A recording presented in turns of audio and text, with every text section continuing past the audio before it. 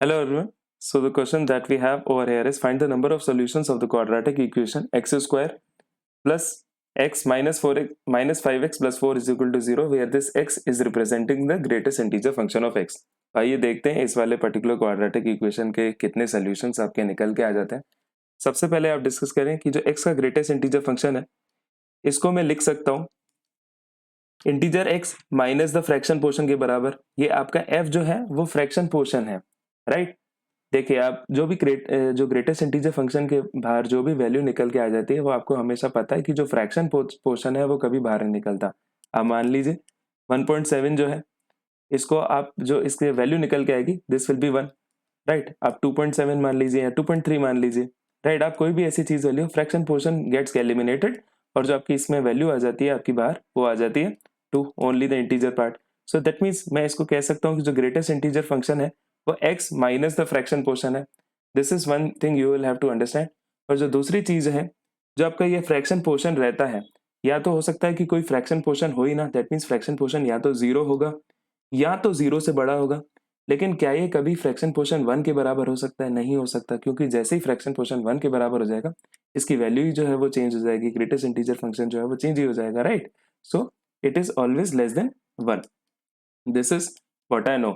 सो now let us see कि किस प्रकार से हम लोग इस क्वेश्चन को जो है वो डील कर सकते हैं। तो let us see x square plus greatest integer function को जैसे हम लोग ने डिस्कस किया we will write it as x minus the fraction portion. तो this is x minus f के बराबर मैंने इसको ऐसे लिख दिया। This is minus 5x plus 4 is equal to 0, right. X square plus x minus f minus 5x plus 4 is equal to 0. So x square plus x minus 5x that means minus 4x plus 4। आप f को जो है वो उस side लेके चले जाइए तो x square minus 4x plus 4 जो है वो f के बराबर है और f का मुझे पता है कि ये वाली रेंज रहती है, right. That is greater than और equal to 0 but less than 1। So f की वैल्यू अगर मैं ये वाली सब्सटीट्यूट कर देता हूँ तो लेट अस सी किस प्रकार से चीजें जो है वो बन जाती हैं। So I have 0 less than और equal to x square minus 4x plus 4 less than 1, right. अब आप 0 से इस चीज़ को इक्वेट करके देखिए x square minus 4x plus 4 जो है ये चीज़ 0 कब आने वाली है? ये इस this is nothing but x minus 2 का आपका होल स्क्वायर है। तो x माइनस 2 का होल स्क्वायर अगर 0 के बराबर है दैट मीन्स x माइनस 2 जो है वो 0 है या x की वैल्यू जो है आ जाती है आपकी यहाँ पे 2 के बराबर आती है। सो आपकी x जो है एक तो वैल्यू आपकी 2 आ रही है। तो आगे देखते हैं इस प्रकार के क्वेश्चन को आप कैसे सॉल्व करेंगे। अब यहाँ पे आप ये चीज़ की इनइक्वालिटी जो है वो यूज़ करिए क्योंकि ये लेस देन 1 है।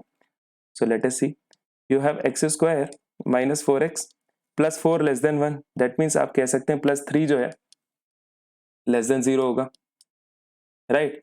अब आपको पता है कि एक चीज क्वाड्रेटिक इक्वेशन के फॉर्म में बन चुकी है। तो क्वाड्रेटिक इक्वेशन जो है वो उसका सम ऑफ रूट्स कितना रहता है minus b by a. That means इसके सम ऑफ रूट्स कितने हो जाएंगे 4, राइट। और प्रोडक्ट जो है आपको चाहिए सी बाय ए के बराबर दैट इज 3। दैट मीन्स आप ऐसे कोई भी दो ऐसे नंबर सोच लीजिए जिनका प्रोडक्ट जो है वो 3 के बराबर आए और जो सम जो है वो 4 के बराबर आए। सो जो ऐसे नंबर आ जाते हैं वो 3 और 1 हो जाते हैं। दैट मीन्स 3 और 1 का प्रोडक्ट है वो 3 है और 3 और 1 का समेशन जो है 4 है। That means x is equal to 3 और x इज इक्वल टू 1 पे ये चीज सेटिस्फाई हो रही है। दैट मीन्स मैं कह सकता हूँ कि x माइनस 1 और x माइनस 3 जो है इस वाली क्वाड्रेटिक इक्वेशन के आपके रूट्स होंगे, right. x minus 1 equal to 0 जब आप करते हैं x इज इक्वल टू 1 आ जाता है, x minus 3 is equal to 0 जब आप करते हैं x इज इक्वल टू 3 हो जाए। So x minus 1 into x minus 3 will be the roots of this equation. तो इसको मैंने x minus 1 into x minus 3 लिखा और इनइक्वालिटी यूज करी विच इज लेस देन 0। ये चीज चल रही है। अब x minus 1 into x minus 3 जो है वो लेस देन 0 है। दैट मीन्स इधर x माइनस 1 इज जो है वो लेस देन 0 हो और x माइनस 3 जो है वो लेस देन 0 हो। दैट मीन्स इधर x इज लेस देन 1 और x is less than 3। That means आपकी यहाँ से जो x की वैल्यू निकल के आ जाती है so x will exist in आपकी निकल के आती है 1 to 3 open interval, right, where 1 and 3 both are not included. तो आपकी x की वैल्यू जो है वो निकल के आ गई है 1 और 3। सो अब आप देखिए कि इस वाले पर्टिकुलर आपका ग्रेटेस्ट इंटीजर x जो है वो क्या निकल के आएगा। अब आप बात करें ग्रेटेस्ट इंटीजर x की। अब आप देखिए ये जो है आप 1 नहीं ले सकते हैं, 1 से कोई भी बड़ी वैल्यू ले सकते हैं और 3 नहीं ले सकते हैं, 3 से कोई बड़ी वैल्यू ले सकते हैं। तो दैट मीन्स इसकी x जो ग्रेटेस्ट इंटीजर x है उसकी क्या वैल्यू हो सकती है 1 और 2 के बराबर। देखिए 1 पॉइंट समथिंग जो आएगा वो 1 के बराबर होगा, 1.9999 तक भी आप लेंगे तो वो 1 के बराबर आएगा। उसके बाद आप 2 से चालू करते हैं तो 2.9999 तक इन्फिनिट तक आप जा सकते हैं, वो भी 2 के बराबर आएगा। 3 पे ये चीज कभी टच नहीं करेगी।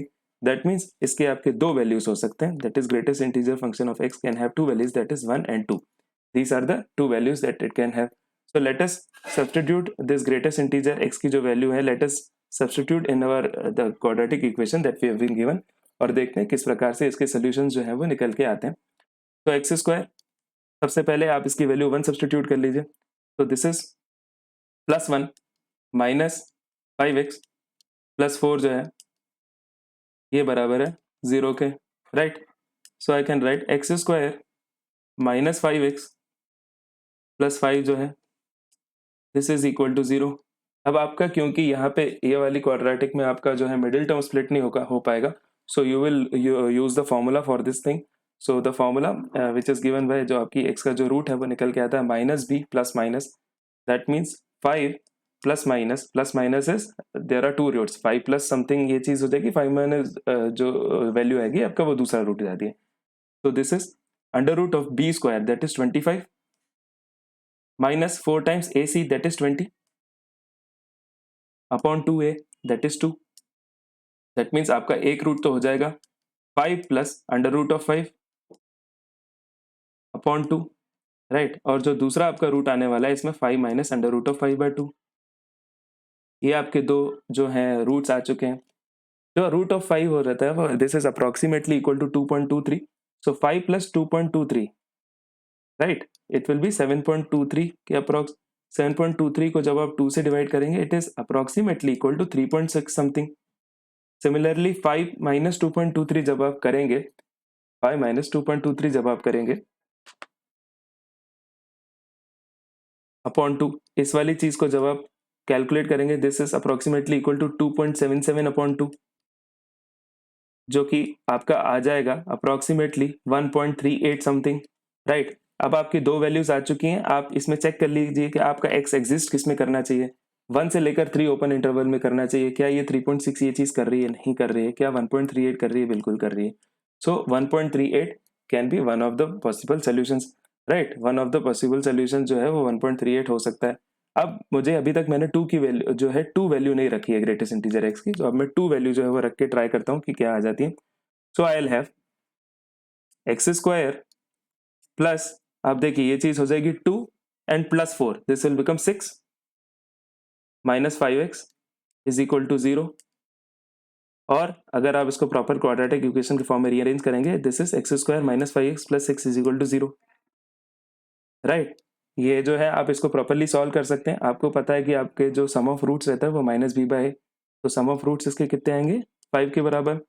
प्रोडक्ट जो है वो कितने के बराबर आना चाहिए आपका c बाय a के बराबर, दैट मीन्स आपका जो प्रोडक्ट है वो बन जाता है 6/1 दैट इज 6 के बराबर। तो आप दो ऐसी वैल्यू सोच लीजिए जिनका सम जो है वो 5 आए और प्रोडक्ट जो है वो 6 आए, दैट मीन्स आपके x जो है वो क्या वैल्यूज अज्यूम कर सकता है, एक वैल्यू आ जाएगी आपकी 3 के बराबर और एक वैल्यू आपकी आ जाएगी 2 के बराबर, राइट। अब आप इसमें फिर से ये चीज चेक कीजिए, आपका 1 to 3 ओपन इंटरवल है, 1 to 3 ओपन इंटरवल है, दैट मीन्स 3 जो है वो इंक्लूडेड नहीं है, दैट मीन्स 3 जो है वो वैल्यू आपकी नहीं हो सकती है। 1 to 3 के इंटरवल में क्या ये चीज 2 आती है, बिल्कुल आती है। सो ओवरऑल आपके कितने सोल्यूशन निकल जाते हैं इस क्वाड्रेटिक इक्वेशन के, 2 solutions which is 1.38 and this is 2। So the right answer to this question is 2. Let us see the options that we have. So yes, I have option C as the right answer to this question, which is 2.